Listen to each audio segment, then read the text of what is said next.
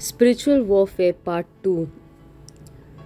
As we know, to attack without failure, attack what the enemy does not defend. To defend with the confidence of keeping one's being secure, defend what the enemy will not attack.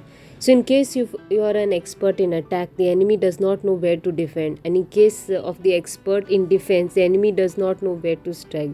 Observe what is being blessed in your life, pursue it. If it is an action, do more of it. It is state of being. Enjoy and value it. If it is moment of good fortune, seize it. For to take full advantage of good fortune which befall you, whether in your spiritual campaign or your earthly tour of duty, to take ground which the enemy does not defend, and to surround oneself with the forces what is good and spiritual with all its blessing, is to defend what the enemy will not attack, because the powers against him are too great. The art of spiritual warfare is a matter of emptiness and fullness. The expert at the spiritual warfare empties the self of the self, that is the ego, all the wants, desires, misconceptions, illusions which surround it. The expert replaces these aspects with the newborn self of the heavenly realm, made in the image and likeness of God. This new self, the redeemed self, being first emptied and open to the inflow of what is good and blessed, is soon filled with what is good and blessed. Though it seems as if it is emptying oneself is to lose everything, in reality, it is total security. By doing the spiritual warfare, this warrior finds the self. Though it seems that emptying out of self will result in losing of inward life, in reality, it finds life. Therefore, there is appearance of death, but it is followed by reality of life. Sometimes this emptiness becomes unbearable. It is soon filled with freedom, trust, self-esteem, and serenity. Losing one kind of life, I gain another kind. The appearance of death, but from there comes real life. To advance against a spiritual enemy without resistance, burst into the enemy's weak points. To withdraw elusively, outguess him. Therefore, if you want to do better, the enemy has no choice, even though he lies safe behind the high walls and deep moats of the inner recesses of your mind, because you strike at what he must rescue. If you do not want to fight, the enemy cannot engage you, even though you have no more than a line drawn in the sand to protect you, because you set him off on the wrong track. If you can make the enemy show his position while concealing your own from him, you will be at a full force where he is divided. The only way to achieve this goal is to make quick decisions, to move in another direction, either in anticipation of an enemy approach or even before such an anticipation. If you keep moving, changing, and reshaping your strategy, you will keep him off balance. Therefore, when you induce some spiritual opponent to construct a formation while you yourself are formless, then you are concentrated while your opponent is fragmented. When you are centered in that oneness, you will achieve the victory. If the enemy makes preparation by reinforcing his numbers at the front, his rear is weak. If he makes preparation at the rear, his front is weak. If he makes them on his left, then right is weakened. If it is on the right flank, the left is weakened. When you force the enemy to be prepared everywhere, he becomes everywhere weakened. Therefore, to attack one spiritual enemy, do battle until some ground is gained and then retreat a while before taking on another. To continue to fight constantly against just one foe at the neglect of others, allow the enemy to reinforce that foe endlessly. For instance, that is one concern which you have, one spiritual flaw for the duration of a life. You keep battling that, you will remain a prisoner all your life. It is useless battle and waste of all the military resources and might. The spiritual warrior then tires you and loses the heart to fight at all. But instead, you must focus only on that for a short while of time and then move to a different foe and then get back to it. When we induce the enemy to take a different strategy, to adopt new means of actions, skirmish with him to find out where he is strong and where he is weak. The ultimate skill is to take up a strategic position, is to have no form. If a position is formless, the most intelligent, crafty enemy will not be able to find out anything of use against you. Enemy cannot form a strategy. Avoid uniformity and conventionality. Avoid routine, for it puts the mind and the soul to sleep. Practice creativity and explore the unconventional. For this action enlivens the warrior spirit. Be unpredictable, and the spiritual will not be able to predict your destination or spiritual maneuvers. Victory over multitudes of the dark forces is a matter of positioning oneself against them. However, though the victories may appear the same, the positioning is always changing. Therefore, victory in spiritual warfare is not repetitious as it may seem, but it adapts its form endlessly. Let us do some task. If you are being challenged by some spiritual enemy, some destructive tendency or defect of character which continues to attack you, ask yourself, what is it about the earthly terrain you are walking which allows that enemy to gain strategic advantage? Change your earthly terrain, that is the circumstances which enable that enemy, and then watch the battle turn in your favor. Practice foresight. Look at some areas in your spiritual life which are creating a challenge or giving you some concern. If nothing changes in your opinions, in your actions, and your circumstances, where will you be able to face the challenges in 1 year from now? How about in 2 years from now? What effect will you have on your life? What action do you need to take in order to alter the future for the better? Have you been working on the same character defect for too long? It is time that you retreat from that particular battlefront for a while and approach another enemy. If so, do so. What benefits do you gain? Always maintain connection with God at all times. Keep your lines of communication open and supplies flowing to the center of the conflict. When the communication source of God is cut off, the oversight is lost, directions are confused, maneuvering is haphazard, loss of supply means loss of power and sustenance. The defeat is inevitable. Therefore, in brutal conflict, though the attention is focused upon each move of the enemy, your position relative to God, the source, must be known at all times and the communication must be open. If it is lost, all the supplies are depleted, there is retreat and regrouping. To move against a spiritual foe without the supplies and communication is not an act of bravery but of folly. To die alone on the spiritual battlefield when one might have lived in victory is the mark not of a hero but of a fool. Therefore, stay close to God or source, especially in times of great need and adversity. Rather than basing your strategic movements upon the smoke and shadows of the war and uncertainty of will which follows, rely on common sense and what you consider to be true before entering any fray. After the smoke begins to appear and the dust settles, you will then reassess without risk the catastrophic errors in the military judgment. This is a way of surviving the armed struggle in its most tumultuous hour. It is easy to make a clear decision about the direction of your life when it seems everything is going easy. You aren't dealing with any particular challenges. It is quite another thing when you're thrown into temptation and spiritual battle. Then there is confusion, inclination to abandon the previous aspiration, only to grasp recklessly at what looks like a quick solution, to compromise that doesn't seem as difficult. This way of proceeding usually leads to disaster. Therefore, in the heat and the smoke of battle, when alternate choices arise, stick to the original plan until that the battle is over. If the new choice seems right, then consider it with care. But if it disappears, as the desire disappears with the smoke and confusion, know that you have escaped defeat.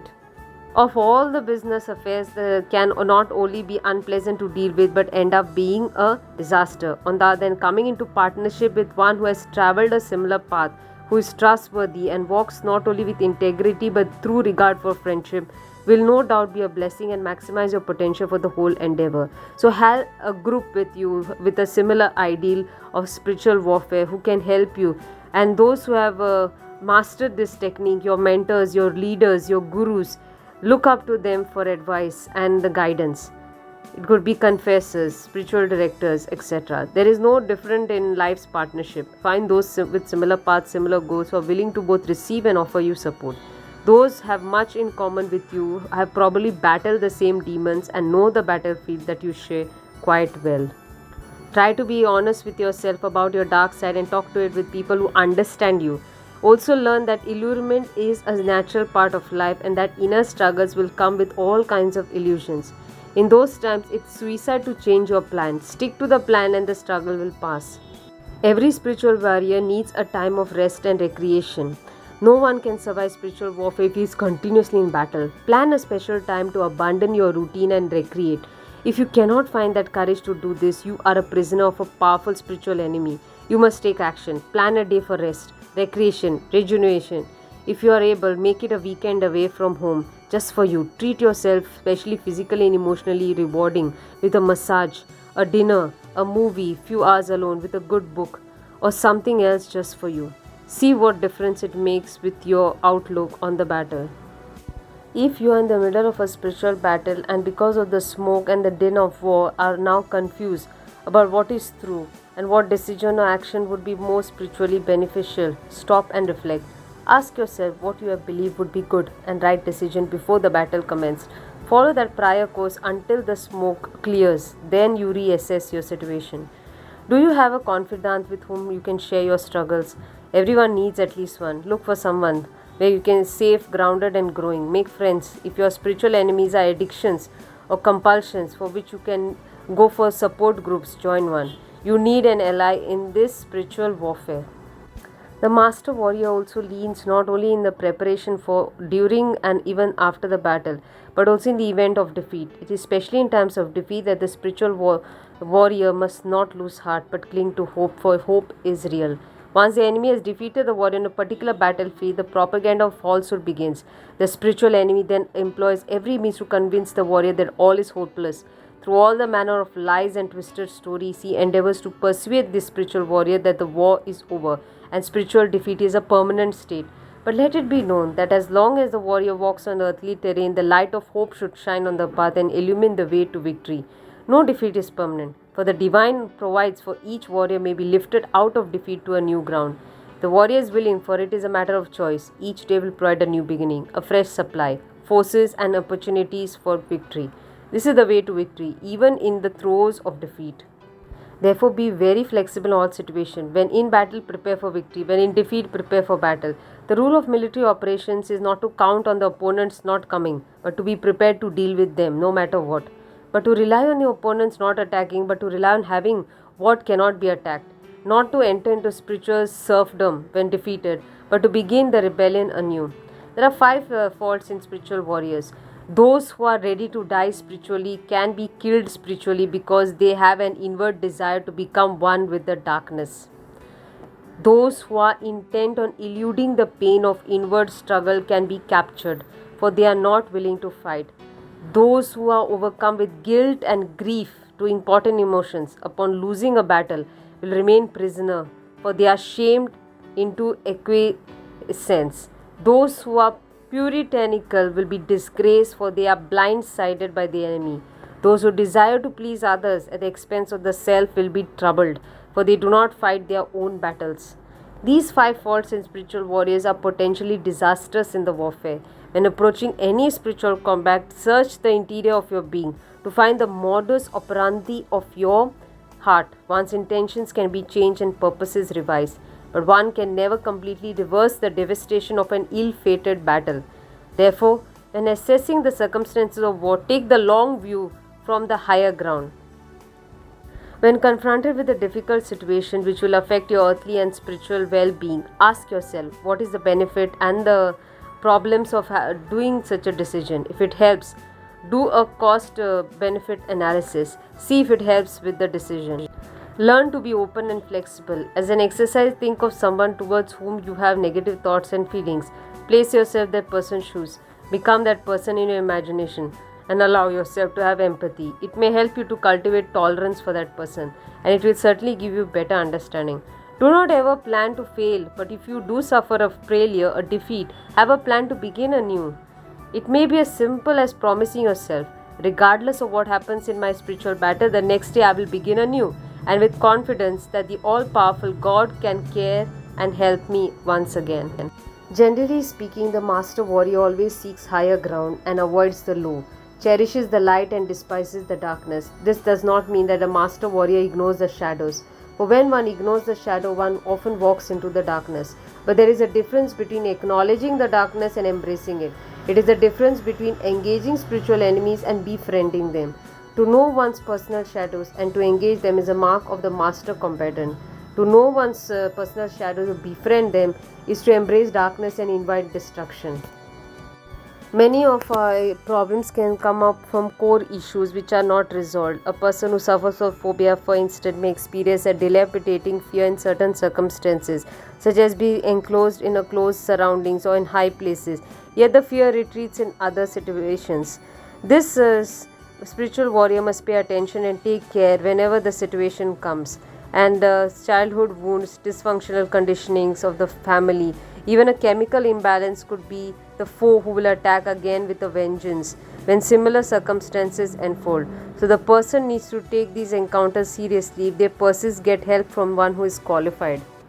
With some spiritual enemies, the best strategy is a strong defensive posture and time. If you find that you cannot defeat a certain enemy, take up a strategic defensive position where the enemy cannot defeat you. Let him deplete his own resources and weary his forces by trying. Not many spiritual forces can win a protected battle against a wall-fortified opponent. Time will be the greatest factor and confer the victory. Time not only heals the wounds but also wins the battle. This is only true when caught against overwhelming odds. Do not attack an enemy that you cannot swiftly defeat, but when outnumbered, take up the defensive posture and wait it out. If you can buy enough time, you can buy victory. For instance, if you're offended or hurt by someone and know that your instinctual reaction is to lash out in front of him and utterly result in destruction, give yourself time to heal and forgive, and then retaliatory rage will fade without bloodshed. This is true with other destructive tendencies as well. Time not only wins battles but also avoids them. So, in spiritual warfare, it is not necessarily strength which gives advantage. It is enough if you do not act recklessly and are able to open yourself up to a higher source of power.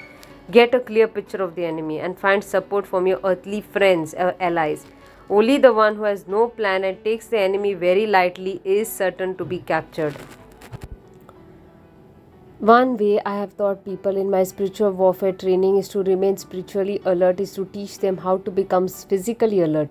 Exercises such as sitting in the wood, meditating on various sights and sounds one sees, or walking into a familiar room with the task of noticing something new about it, or listening to music with an ear for different instruments, sounds, harmonies, are all ways of building awareness.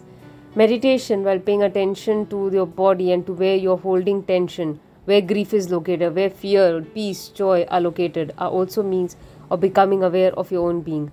All of these exercises help a person to stay awake not only naturally but spiritually, because only when one makes a habit of being aware on as many levels as possible, the spirit has the tendency to stay awake. So let us analyze our surroundings, both the natural and spiritual. Are they healthy surroundings, creative and sustaining opportunity for spiritual growth? What changes could be made to improve your environment? Begin to make those changes today.